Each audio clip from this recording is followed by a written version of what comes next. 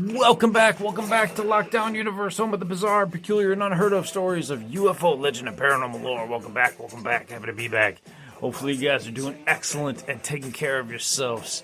Today we are talking about abracadabra, magic, individuals who are around us that seem possibly reptilian, possibly defying the laws of our understanding of human potential, and just don't make sense. And no, we're not talking about your ex, even though she might be evil or he might be horrible, or they might seem like they're reptilians. Who knows? Maybe they are. Maybe they have a little bit of reptilian blood within them. However, today let's talk about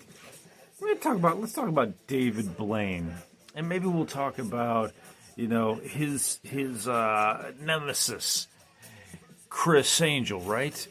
These two guys have single-handedly dominated the Magic game for a decade, 2 decades now. Except there's almost something special about David Blaine and about people who are able to do magic. Yeah, we know that they're all sleight of hand. We all know that they do this and that. But do they dig into the bag of black magic? Did they dig into the bag of, hey, you're not supposed to do that. Hey, we're going to make a deal with the devil so that we can surprise people and we can enjoy our life here. You see, if they did make a magical deal with the devil, well, they'd be able to enjoy their life here with monetary gains, with overwhelming fame, with women and men and everyone adoring them. You see, that's how the deal with the devil works. You go down to the crossroads, and just like Robert Johnson, and you make yourself a little deal, just like Ralph Macchio was trying to avoid down in the movie The Crossroads, if you ever saw that. Ralph Macchio's the Karate Kid, if you don't know who he is. And that is a great movie. If you like guitars, Steve Vai plays the demon guitar player against our famous Karate Kid. Great movie. But anyway, so if you think that that your ex is a reptilian, you might want to call 1-800. Well, we'll leave that for the end of the episode. So, tell me, or I'll tell you, let's look into David Blaine, for example. Let's see if he made a deal with the devil. Let's look at some of the amazing feats that he's done, because I think a lot of people don't know what he's been able to accomplish and how long he's really been around. I watched an interview with him and Joe Rogan, and he seems like a pretty normal guy, and he seems like he basically is just, an illusionist, but there seems to be something more behind him. I feel like there's something else that dude has going on. Yeah, he's good looking. Yeah, he has the darkness around his eyes. He's got the dark eyelashes that make him look like he's got a little bit of mysteriousness, or maybe some sort of I don't know what's the word, gypsyism to him. But let's take a look at his history. He's 51 years old already, which is crazy, right? He's been performing for a long time, going back to 1997 with like some of those homemade street videos of street magic, and it started to air on ABC. And he actually attempted to break the Guinness Book of World Records for breath holding, and he succeeded in holding his breath for 17 minutes and 4 seconds. But did he break it? I don't know. I don't think so. He set a new world record for oxygen-assisted static apnea. Interesting. So what's his early life? Let's see if we can find out when he made the deal with the devil. Blaine was born and raised in Brooklyn, New York City, son of a single mother, a teacher who was of Russian Jewish ancestry. The Russians have amazing, amazing powers. Just look at, Rasputin, one of the most, black magic masters of all time. He was raised by his mother and attended a Montessori school in Brooklyn. And later they moved to New Jersey, and he attended the Passaic Valley Regional School. On one account, his mother developed cancer when Blaine was 15 and died when he was 20. And on another account, when Blaine was 21, his mother was stricken with cancer and passed away in 1994 when Blaine was 17 years old. So there seems to be some disinformation or some confusion about when his mother passed. But either way, your mom passes at 17 or at 20, 21, it's gonna be pretty heartbreaking. Okay, so he had to go out and make a name for himself, and he damn well did. He stayed on in 1997. He had his first television special, David Blaine's Street Magic, and aired on ABC. It was really breaking new ground, according to Penn Jillette of Penn and Teller fame. Right, they're magicians as well. When asked about his performance style, Blaine stated, "I'd like to bring magic back to the place it used to be 100 years ago." Time magazine commented and stated he was deceptively low-key, ultra-cool manner leaves spectators more amazed than if he razzled and dazzled. And I think that's one of the main showmanship pieces that really stuck out when you're watching Blaine, is that he's so chill. He's so cool. And then he kind of like stared at the camera and kind of freaked you out. But he was so relaxed that I don't know how he was able to keep people's eyes off of what he was actually manipulating. I mean, because his face wasn't like trying to misdirect you, you could look at his hands and see if he was, doing something different. He would make things pop out of people's mouths. He would make cards appear behind walls. He'd throw a whole deck of cards at a window, and your card would appear stuck on the other side of the window. I mean, like, shit that literally looked like it was made from the devil. Okay, only somebody that made a deal with some demonic entity could have completed. Now we know from other stories that people have made deals, and or they've worked in black magic, and they've been able to figure out how to accomplish some amazing feats, including levitation, including telekinesis, including psychic abilities. Not saying all psychics are demonic at all or anything like that, and they have capability to manifest negativity in others, but they're also able to do magic, and they're also mentalists. But black magic's real. Black magic is 100% real, and it has the capability to confuse, nonplus, and manipulate people. I remember reading a story about a woman who brought black magic into her life, and these demons started to work within her life, and she was able to bring riches into her life. She was poor. She was able to bring riches into her life with these demons. She was able to, be a black magic witch as a profession, and she was able to do pretty well. Now her son moved back in. When her son moved back in, he was haunted by this black version of his mother, this black entity version of his mother. And she came in and she was like, "This is my house. This is what we're doing. You're not a part of this." And he was like freaked out. He's like told his mom, he's like, "You have to stop this black magic. Whatever you're doing, you have to stop, because it's trying to take me over. It's trying to haunt me." And he said, "I'm gonna leave." He said, "I'm leaving if you don't give this up, if you don't denounce this." Whether you believe it or not, that's the story.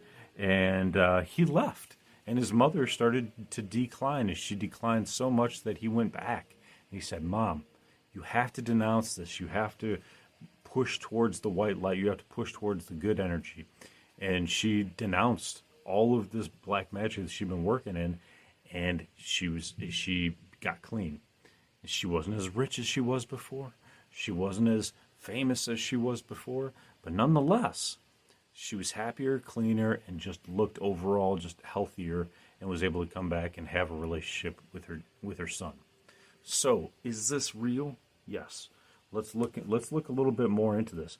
Could David, at the time of his mother's death, have made a deal with the devil because he just didn't know what to do with his life? He didn't have any monies coming in. He didn't have a way out. He didn't know what the hell he was going to do. That's 100% possible. And this could have been a very pivotal time in his life at 17 or 20 years old, where he just said, "Hey, I got to make a deal." And he probably was interested in magic from earlier on. And he said, "Well, if I'm going to do it, I might as well do it and try to make some money at it."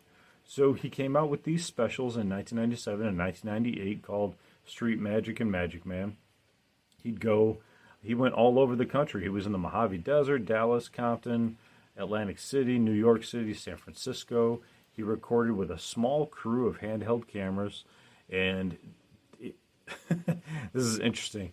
One of the producers commented, "Make no mistake about it, the focus of the show, boys and girls, is not Blaine. It is really about theatrical proximetrics, about a show within a show, and the spontaneous, visceral actions of people being astonished." Well, of course that's the show. Of course we're showing people being astonished. But Blaine still had some amazing magical capabilities. He even buried himself alive in 1999. That was one of his biggest tricks.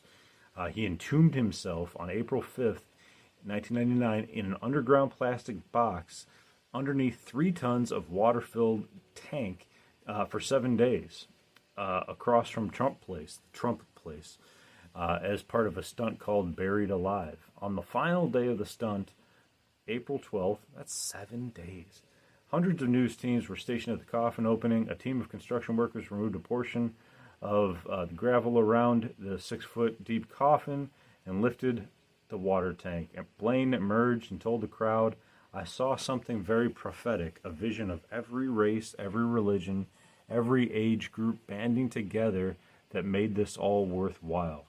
BBC News stated, "The 26-year-old magician had outdone his hero, Harry Houdini, who had planned a similar feat but died in 1926 before he could perform it." Now, isn't that fascinating? Because he's trying to outdo Houdini. A lot of people thought Houdini had made a deal with the devil as well, and he ended up dying in one of his tricks, right? In one of the water tricks. So you gotta wonder if he didn't just make a deal to try to be the best. I want to make a deal. To be the best. And I want the fame and the fortune, and I don't care what happens to my soul afterwards. Doesn't matter. Now, you can believe that or not. That's okay. Maybe he didn't sell off his soul, but maybe he still made a deal. Or maybe he was working with some black forces. How the hell can you explain being buried alive for 7 days without anything, without air, without being able to move, without psychologically breaking down, without freaking out? I mean, whatever the case was, I understand that he always states, you wouldn't believe what the mind can do. You wouldn't believe that the mind can overcome, anything from getting a puncture wound with a needle, which he did on the Joe Rogan show. He punctured his arm with a needle, let Joe do it, and there was like very little blood. And then he stated, I'm using my mind to stop that. He stated, I used my mind to overcome, being buried alive. I used my mind to overcome being frozen in time in 2000. Just a year later, which blows my mind. On November 27, 2000, he performed a stunt called Frozen in Time, where he attempted and failed to stand on a large block of ice in Times Square, New York City, for 72 hours. It was covered on a television special, and he was lightly dressed, appearing to be shivering before the blocks of ice were placed on the ground around him. A tube supplied him with air and water while his urine was removed with another tube. He was encased in a box of ice for 63 hours, 42 minutes, and 15 seconds before being removed with chainsaws. The ice was transparent and resting on an elevated platform to show that he was actually inside the ice the entire time. He didn't want to pull a David Copperfield and make it look like he was there, but using like some sort of, I don't know what you call it, televised, hologram type thing. He didn't do that. He was removed from the ice and taken to the hospital due to shock or fear that he might be in shock. The magician, who emerged from the increasingly unstable icebox, seemed a shadow of his confident, robust, shirtless self who entered 2 days before. Blaine does state that these stunts took a massive hit on his health. He stated that it took a month to fully recover and that he has no plans to attempt the stunt of this difficulty in the future. I hope not, because this stuff really can affect your nerves. It can affect all kinds of things. Now, if you made a deal with the devil, or Beetlejuice behind me over here, then you might be able to negate some of these physical effects. But who knows? Time will tell, right? He's still 51. He made it through all this shit.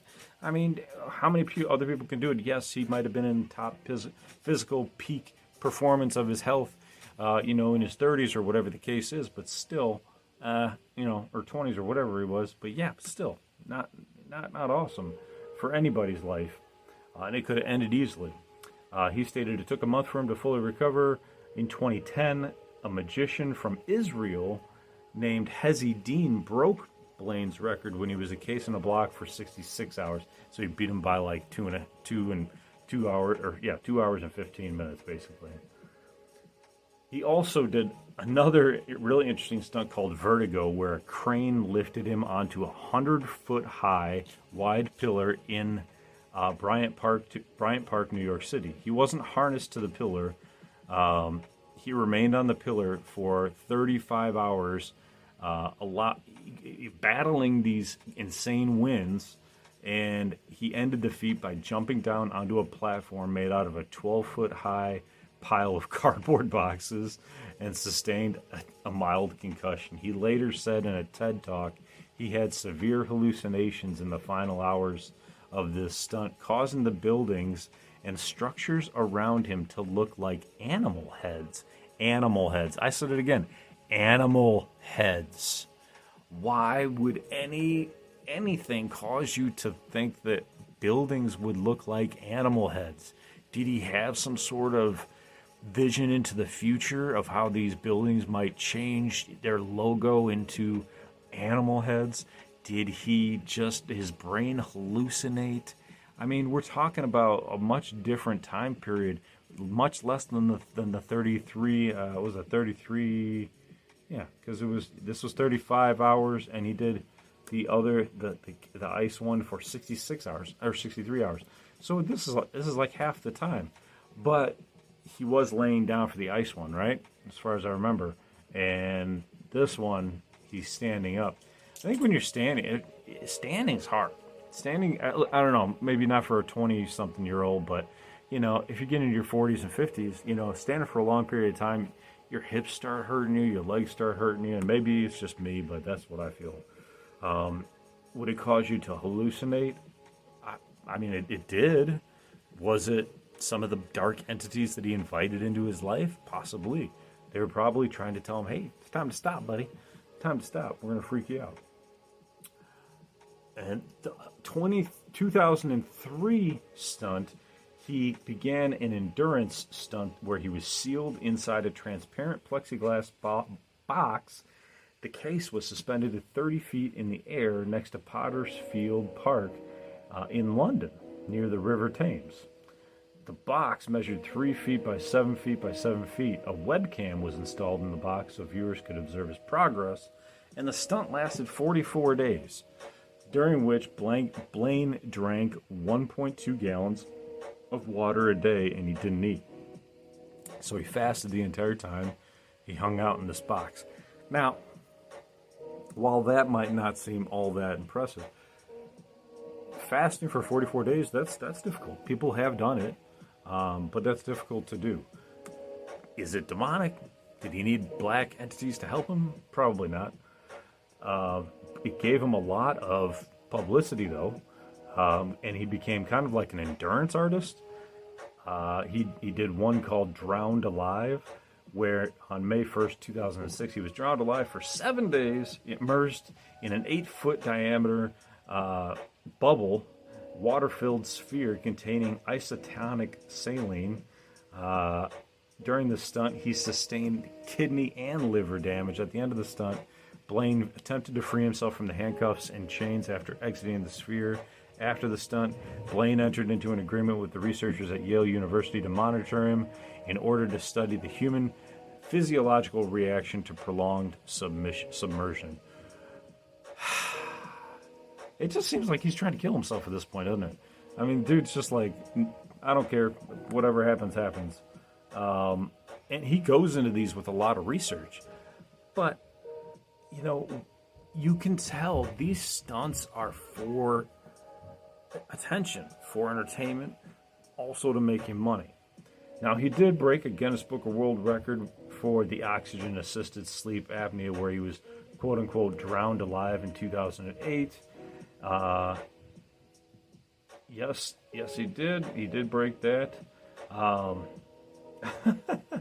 He did the Dive of Death. He announced the Upside Down Man performance with Donald Trump on September 18th, 2008, where he was holding himself upside down, hanging over Woolman Rink in Central Park, interacting with fans by lowering himself upside down, and pulled himself up to drink fluid and restore normal circulation. Reportedly, Blaine risked blindness and other maladies as he completed the stunt. He was criticized only hours into the endurance challenge. He was seen standing on a waiting crane platform, not upside down as expected, but that's just a theory. During the stunt, he came down once for an hour for a medical check and to use the bathroom. That's an interesting one because I think that would really, really mess up your body. Being upside down for 60 hours. He planned on doing it for 60 hours. Doesn't say how long he did it for, but without a safety net. Blaine with Donald Trump announcing Blaine's next event at the Atrium Tower, September 2008. So, and then he did an electrical stunt as well, where on October 5th, 2012, he began performing a 72-hour endurance stunt called Electrified. 1 million volts, always on, atop a 22-foot tall pillar on Pier 54 in New York City, which was streamed on YouTube. During the stunt, Blaine stood on a pillar surrounded by 7 Tesla coils, producing an electric discharge of 1 million volts continuously or more. The coils were directed at Blaine for the entirety of the stunt, at which he did not eat or sleep. He wore 34 pounds of gear, including a chainmail Faraday suit designed to prevent the electrical current from traveling through his body. And a professor at MIT stated, he has a conducting suit. All the current is going through the suit. Nothing is going through his body. There's no danger from what I can see. Now, I have watched Superhumans by Stan Lee. It was a television show. I think it was like in 2008 to 2011, and or maybe a little bit later. But it was 3 seasons, and they found a gentleman in China or India that was able to withstand 1 million volts through his body. He could withstand as much electricity as you could basically put through him through his body. He would hold literally an electrical cable and hold another electrical cable, and it would go through his body, and his body neutralized all of the electricity. They actually they put like the little prongs for the electrometer or the voltometer, I'm sorry, to test the voltage. And he would like basically neutralize all of this power. He could hold one hand. You know, there's some people that are magnet, basically a human magnet. Well, he was the human grounding post. None of the electricity that could go through him could do anything. I wonder if a lightning bolt could do something. So that guy should have done this because he could have done it without the chainmail suit. But Blaine made it through. He didn't have any electricity, going through him, so it wasn't really that big of a deal. Is he still doing things? He did one. He's doing a live tour now. So he's doing a live tour where he's taking his tricks and his stunts on the road, and he's been doing that since 2014. He did it in 2019, and then in September 2022. Las Vegas allowed him to have a residency called the David Blaine Live Show at the resort's World Hotel, which has an extended run all the way through 2023. So basically, he's entertained there. He wrote a book called Mysterious Stranger, a Book of Magic. He does have a girlfriend, which he had a daughter with as well. I'm curious, though. Did he or did he not make a deal with the devil? What do you think? Because some of the stunts, didn't really do much of anything. It didn't really you didn't need to be super powered for it. But other stunts, you gotta wonder. Let's pull this up. Now, with all these stunts recanted, re-talked about, rediscussed, I shouldn't have said recant, but just discussed about and told to you, do you think he has some dark entities on his side? The only one that really sticks out to me is one that he did when he was much younger, a school age actually, where he theoretically killed a pigeon with his mind. And this happened while he was sitting in class watching a pigeon on a stoop. He told his friends to look at it and said that he was going to stop its heart. Then the pigeon fell over, seemingly dead. Now, when asked about it, Blaine said he actually didn't kill the pigeon and that it didn't die at all. It merely seemed dead. And despite everybody around him clearly seeing it as a pigeon that was no more, that it had ceased to be an ex-pigeon, if you will, he further explained that he doesn't create the moment. He simply waits for it.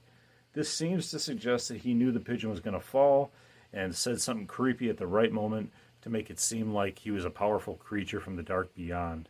But honestly, we're not sure which one's creepier at this point. Maybe he's some kind of hybrid, some alien hybrid just here experiencing life on planet Earth. Maybe he has summoned some demons and they help him out. Maybe he's an intuitive, or what they call intuitive empath, where he's able to receive messages from different entities, different people, different things around him to manipulate the situation to make it look like magic. But really, he's just reading people's minds, or reading the bird's mind and knew when it was having a heart attack. There are stories of people being able to kill goats with their mind. Remember, men who stare at goats. So there is that possibility, and the government has explored it, and it is possible, according to reports. Are all these other stunts he's completed possible through the use of sheer mentalism, or did he need a demonic denominator in order to help him achieve all of these equations? Well, we may never know. But keep yourself on the light side. Stay with the white energy. There's plenty of good things that can come out of positivity. You don't always have to go to the dark. Am I saying David Blaine summon the devil on these? No. Do I think he has been using some dark forces? Probably not. Do I think he was entertaining and maybe still is? Yeah, absolutely. Do I like his personality? He's kind of weird. Watch the Joe Rogan podcast episode interview on him. And, yeah, keep Magick going. I love Magick. It's fun. And if you can do something that can really trick the mind, like guessing somebody's like special number or something like that, that's really interesting. Anyway, keep trying to read minds. Keep trying to practice your telekinesis and rolling bottles on the counter and moving feathers with your mind. I have dreams where I'm floating and I'm teaching people to float. I'm hoping that happens one day, but at 200 and plus pounds, I don't know if I'm going to be floating anytime soon, unless it's floating on the river. The river Styx, that is. So anyway, take care of yourselves.